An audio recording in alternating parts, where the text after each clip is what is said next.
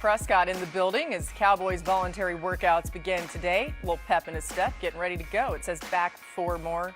Pretty clever there, number 4. Okay, and Dak has to be feeling good as we got news late last week that George Pickens plans to sign his franchise tag tender. However, as of this afternoon, per our Cowboys reporter Todd Archer, George Pickens has not yet signed the franchise tag tender with the Cowboys. Adam Schefter back with us now. Shefty, you combine that news with the fact that Dallas did not use an early round draft pick on a wideout. What does it all mean for the future of Pickens and the Cowboys? Well, it means that George Pickens continues to want a long-term contract or a trade. The Dallas Cowboys have said they have no intention of trading George Pickens, but then again, at this time last year, they said they had no intention of trading Micah Parsons, and we all know how that turned out. This is a story that still is evolving, and we'll still see where it goes. But as you mentioned, Laura, he was planning to sign that tag, but as of today, he still has not signed that tag. Now, I'm told it was because everybody was busy during the draft. It just didn't get done. We're told he's signing.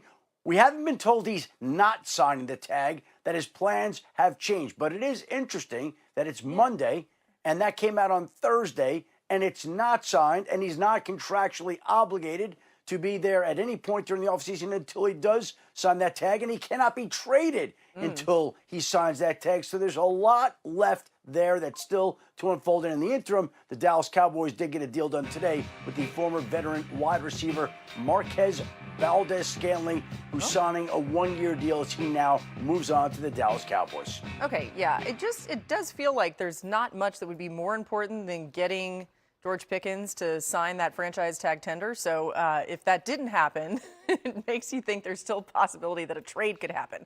All right, I said it, not Adam. Let's stay with the Cowboys as we see what's on trend. Well, he has to sign it to be traded. Yeah. Oh, okay. Good point. Yes. Thank you for that clarification. Let's talk about the Dallas defense. Okay, they truly struggled on the defensive side in every facet, ranking dead last in points per game, passing yards, efficiency, EPA, and third down conversion rate. Dan, was last weekend's draft enough to turn around those defensive trends? Yeah, talent-wise, it was the finishing touch. You get Caleb Downs, who in many people's eyes is one of the, if not the best players defensively in the draft. They draft Malachi Lawrence, Barham at linebacker. This is a much improved talent unit, and if Caleb Downs can play all over the field similar to a Cooper DeJean has in Philadelphia or Kyle Hamilton has in Baltimore, and Malachi Lawrence just throughout the season progresses and gets better as a pass rusher. You have him. Don't forget they've added a Rashawn Gary, Jalen Thompson at safety.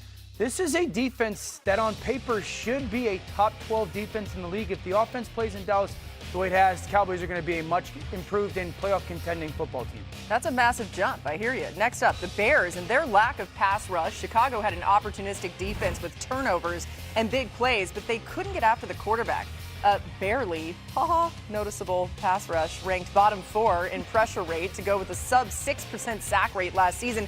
Mina, did the Bears do enough this offseason to shore up that pass rush?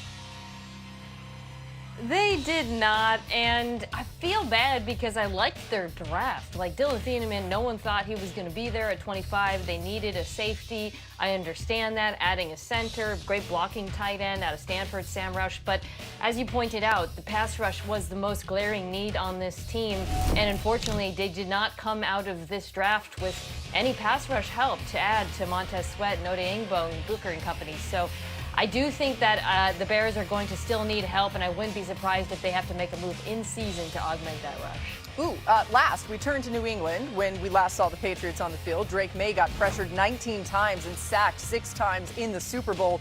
The O-line was a bottom 10 unit all last season long, despite the team's overall success. Field, they went O-line in the first round. Did the Pats do enough to break that trend? They're getting there, Laura. I'm not sure it's a totally finished puzzle, and I'll explain why in a moment. Between Elijah Vera Tucker and now Caleb Lumu, the Patriots have reinforced this offensive line. What's exciting for them going forward is they have 3 players in Caleb Lumu, plus their 2 rookies last year, Will Campbell and Jared Wilson. They're all 22 or younger who are going to be counted on to play meaningfully for them right now and going forward. The big question is, of course, what's the offensive line configuration going to be? I expect Caleb Lumu in time to be their right tackle. For this year, he could be competing for an offense. The wide receivers and tight ends at his disposal, particularly Kenyon Sadiq, who was their 2nd pick in the first round. He is not a play caller who has historically used a lot of 12 personnel, right? Frank Reich, you think more 3 wide receivers on the field, spread things out. target the middle of the field. But I do think that if you want to get the most out of Sadiq, you do want both him and Mason Taylor, who you'd have more traditionally in line, on the field at the same time so that you can move him around and get mismatches. What the best teams in the NFL are doing with playmaking tight ends in terms of, running the ball when they face nickel and throwing on backers. You have to find a way to get that as well if you're Frank Reich. And I do think with Geno Smith at quarterback, there's potential for this passing attack to take a leap forward. Dan, Geno could prove to be serviceable this season, right? Sure, we don't know how he's going to play, but do you think the franchise will be thinking about a quarterback in next year's draft, which we know will at least seems to be a much better quarterback draft? How did last week set them up for the future? I think the franchise was thinking about the future 2027 quarterback last week. Yeah. I don't think they're just starting now. I don't know when was the last time that there was this real hope in New York. I think that if we span the 32 organizations in the NFL, there's about as much hope for the future in New York as there is anywhere. If we just fast forward to this time next year, the Jets will be sitting on $150 million in cap space and 3 first-round picks. That's a very enticing place to go to for a young quarterback. And mind you, you see the names of a Kenyon Sadiq and Omar Cooper Jr. there. Mina just mentioned Mason Taylor, obviously Garrett Wilson.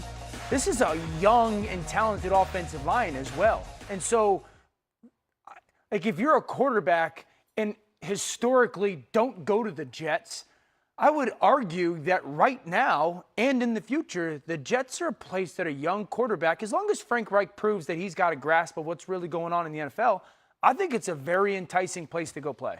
Yeah, this is the third time in Jets history they've made 3+ first-round picks. Just think about the capital that they have gotten in all in one night. It's pretty impressive. Let's get Adam Schefter back in here for some more top stories from the draft in Pittsburgh last week. Let's start, Adam, in L.A., where they surprised some with the Ty Simpson pick.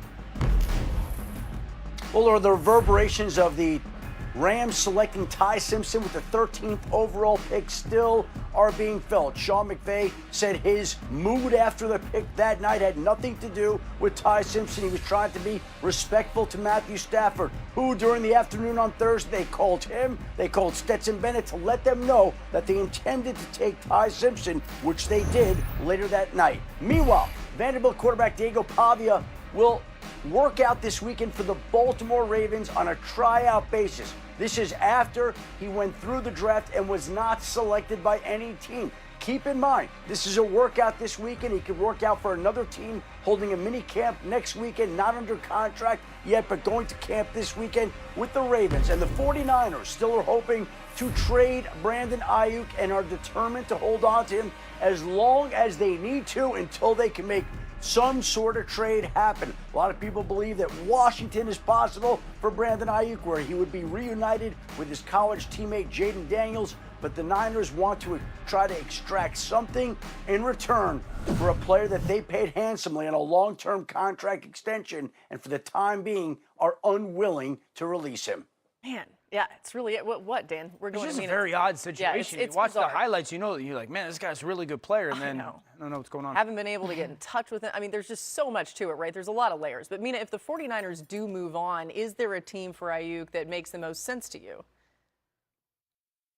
Yeah, I'll throw out one that really needs to add a receiver, the Las Vegas Raiders. It's tough because I really like the players that they chose in the draft after Mendoza, but I'm also disappointed that they didn't add pass-catching help for the young quarterback, because right now you're looking at a group that's Trey Tucker, Jalen Naylor, who they added in free agency, and then they also have Jack Besh, right, who they drafted last year. When you think about Mendoza and his skill set, his preference, he throws the ball, those beautiful back shoulder balls, the outs, it doesn't feel to me like there's a receiver on the roster who really matches up well with that. I understand the offense is going to be a Kubiak offense, very, under center, throw over the middle field, play action, all that. So I would be on the phone and gauge interest. Obviously it's hard to know where Ayuk is right now, what his status is as a player. We're all kind of grasping. But if he's anywhere close to what he was in San Francisco, that would be a really helpful add. Yeah, I would put Washington very much so at the top of the list. Need and the relationship with their quarterback, Jaden Daniels, their time in college. Schefter, I'd ask you this, because my thought goes to anybody that wants to be in the A.J. Brown trade sweepstakes, at least was. Are they taking anything? Like, I would put the Rams in there coming off of the draft pick of Ty Simpson. But is that in division no shot? Like, where would that land?